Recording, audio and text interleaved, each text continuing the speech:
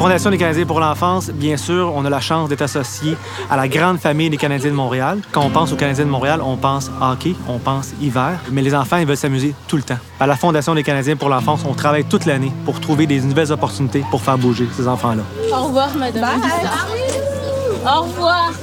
J'étais tellement contente et excitée aussi. À chaque fois que les jours passaient, je les éliminais sur mon calendrier pour savoir combien de jours qui restaient pour que j'aille au camp.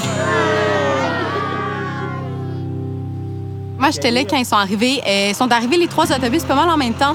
Fait que ça a vraiment été déstabilisant pour eux. Ils sont sortis de l'autobus. Tout ce qu'ils ont fait, c'est « wow ». C'est quelqu'un qui m'a dit « oh, on n'est plus à Montréal ». Je fais « non, on n'est pas à Montréal ». Il fait « mais où est-ce qu'on est ?» Ça a vraiment été de la découverte, de tout découvrir. Ils étaient tellement excités de voir leur chambre, de se promener, de voir toutes les installations aussi. Ça a été vraiment de l'émerveillement. C'était beau à voir. J'avais peur que genre un loup ou un renard rentre dans les maisons. Parce qu'au début, j'avais pas imaginé que ça soit comme ça, sécuritaire de même. Bien sûr, les jeunes s'en vont 6 jours loin de la maison, loin de papa, maman.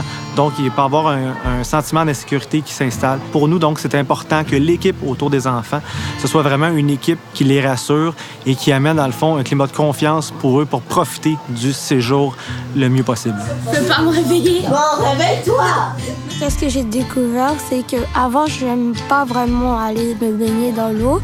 Maintenant, dès que je me lève, c'est tout le temps le surf à la pagaie que je veux faire. Non, mais ma pagaie est là-bas. Le processus de sélection se fait avec les écoles. C'est vraiment des jeunes qui ont fait preuve de leadership très positif durant l'année, des jeunes qui font preuve de persévérance scolaire, vraiment des jeunes pour qui le camp ici pourrait faire une étincelle. En fait, j'étais vraiment contente parce que c'était pas toute la classe qui avait droit à ça. Moi, je trouve que c'est des activités qui sont très intéressantes et des nouvelles activités que j'ai jamais apprises dans la vie. Ils sont tellement à un âge formateur que pour eux, c'est en ce moment qu'ils touchent à tout puis qu'ils découvrent des passions. C'est en ce moment qu'ils vont peut-être prendre la piqûre du plein air, la piqûre du sport, la piqûre de tout. Ils se découvrent vraiment beaucoup là-dedans puis ils en apprennent énormément sur eux-mêmes, sur la vie en société, la vie de groupe parce que justement, c'est tout le temps en groupe, tout le temps des activités d'équipe. Ça se passe tellement bien, les jeunes, ils sont géniaux, ils sont fantastiques puis ils embarquent dans tout. Ils ont rendu ce camp-là incroyable puis ça a été pour moi le plus beau camp de ma vie de A à Z. Ils l'ont rendu incroyable.